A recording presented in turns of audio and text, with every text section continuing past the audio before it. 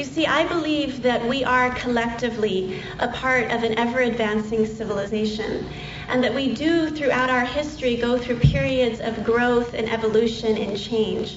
And we go through different stages in our development. If you look throughout history, you can see how we have gone through stages of childhood, of infancy. And I would submit to you that humankind is currently in a stage of adolescence.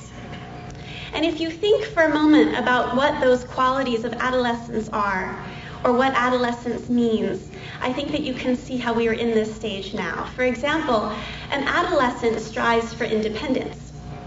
They strive for a sense of identity and autonomy. I think that if you look at the world, particularly over the last 100 years, you will see dramatic expressions of independence. Ethnic groups, religious groups, nations seeking for independence, seeking identity and dignity and autonomy. Another quality of adolescence is that an adolescent often sees him or herself as invincible or indestructible, not being aware of their own weaknesses. I think that if you look in the world today, particularly in America, you can see how we often approach things with this sense of invincibility or indestructibility. And unfortunately, recent events have taught us an important lesson, that we are not immune from what is taking place in the world, and we are not indestructible. Another quality of adolescence is that an adolescent has the physical capacities of an adult. An adolescent can, if he or she wants, give life. An adolescent can, if he or she wants, take life. An adolescent has the physical capacities of an adult, but may lack the spiritual, emotional, intellectual maturity to go along with those physical capacities to use them to their fullest. We are in a similar stage. We have right now amazing material capacities. We have the ability, if we wanted to feed the whole world. We have the ability, if we wanted to annihilate the whole world. We have amazing material capacities, but we lack, as of yet, the spiritual, the emotional, or the intellectual maturity to go along with those physical capacities to use them to their fullest. And this is the challenge that's before us. And we are at this stage of adolescence, and we are at the edge of adulthood, but we have to mature, and we have to grow, and we have to progress in order to be adults. I would submit to you that one of our greatest challenges in entering into adulthood is the achievement of the equality of women and men. In order to illustrate the importance of this principle, I want to share with you an analogy that comes from my own religious tradition, which is that of the Baha'i faith. And the analogy is that humankind is like a bird with two wings.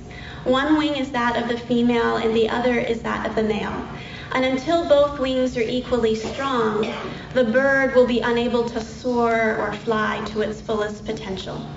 And we have, as a civilization throughout our history, been handicapped by our lack of equality. And this is a handicap that affects both men and women because we are attached to the same bird. And we are unable to fully mature and to fully soar to our fullest potential.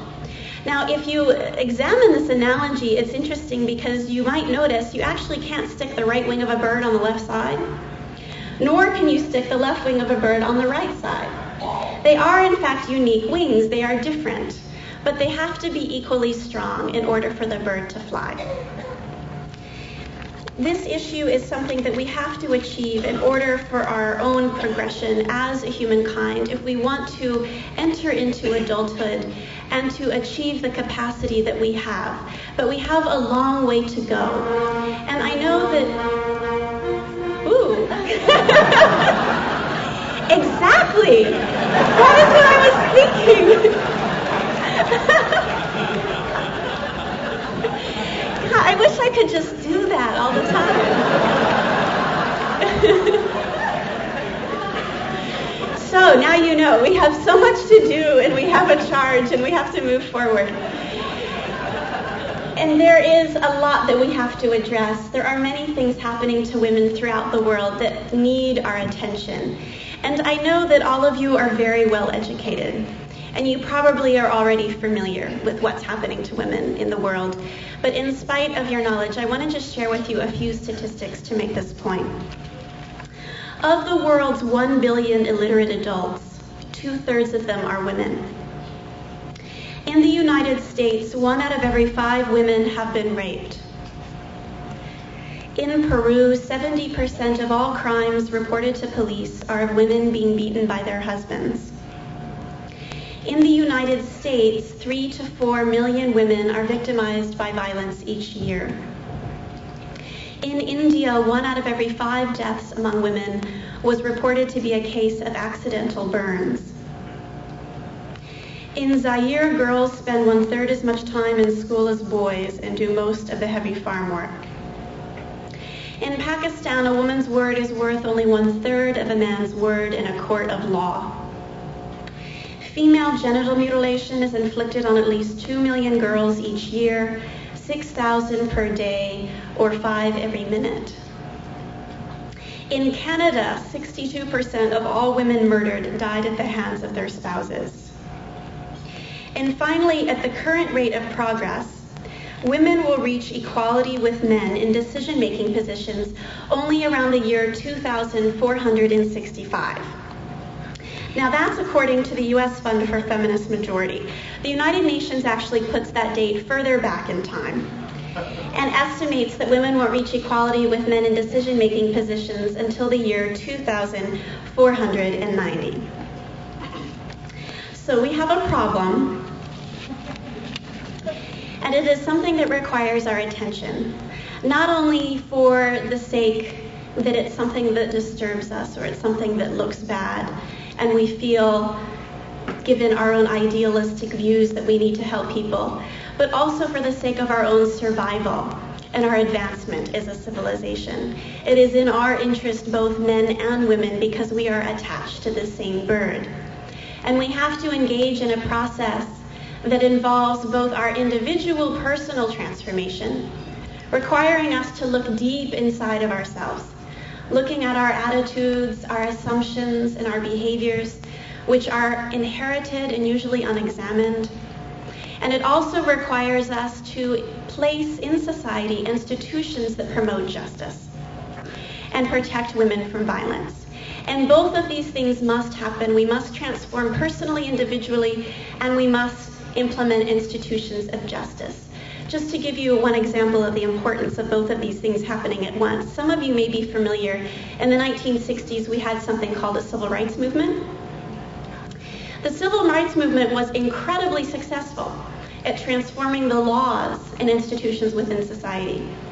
In fact, countries throughout the world come to the United States to study our Constitution, our statutes, and our Supreme Court decisions based on race relations.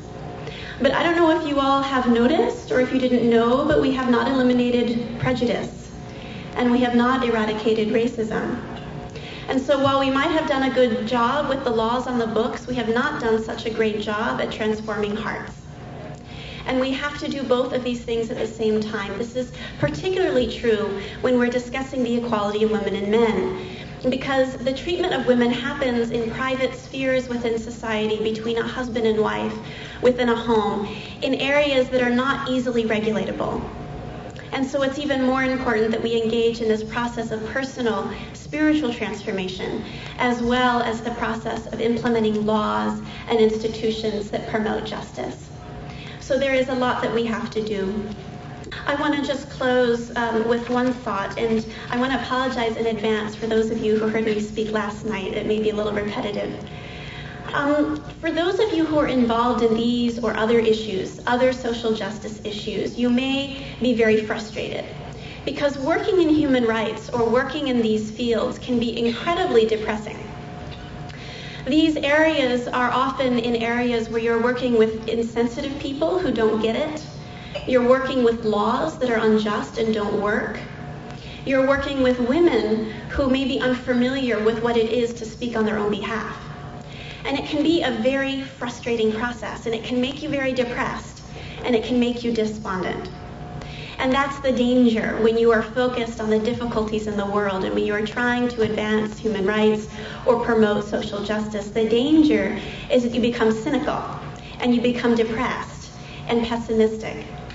And for me, it's a constant struggle, but there is one analogy that is, again, used in the Baha'i writings, which to me is an inspiration and is a source of hope, and helps me, I think, see this larger process that we're all a part of, and it makes it easier to engage in this kind of work. Just as a favor to me, I want you all to imagine for a moment that you are not human.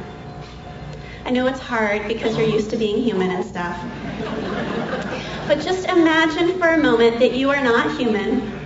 You know nothing about the human body. You're from Mars. And the Martians decide to send you to Earth to study humans. And in their wisdom, they decide to beam you, or plop you, whatever they do, into the middle of a hospital, into the middle of a maternity ward, into the middle of a labor. And this is the first thing you see. You know nothing about the human body, remember. So what you see may confuse you. What you see may perplex you. What you see may frustrate you. What you see may bring you pain. And what you see may make you think that nothing can possibly be worth this. Because you will see some difficulty, you will see some anguish, you will see some effort, you will see small successes, and you will see failures. You will see blood, you will see sweat, and you will see tears. And if you didn't understand the process, if you didn't understand the human body, you could very easily become depressed and cynical, pessimistic, and despondent. But if you understand the process, if you understand the human body, and you understand this larger process of birth, then when the pain becomes more frequent and when it becomes more acute, the more you celebrate, because the closer you are to the birth of something wonderful. I think that humankind right now is experiencing the birth pangs of the birth of a new civilization. And we are witnessing things that confuse us because we don't understand the process. And what we see, the pain, the sweat, the blood, the tears, the difficulty, the successes, and the failures, can make us think that nothing can possibly be worth this. But if we understand this larger process of growth, this process of evolution, this process of birth that we are all a part of, then the more frequent the pain is, the more intense it is, the more we will celebrate, because the closer we realize we are to the birth of something wonderful, something that will reflect the equality of women and men, a civilization that will have both wings equally strong and will enable us to soar to our fullest potential. So thank you so much for being with me and for all being midwives to this process of birth.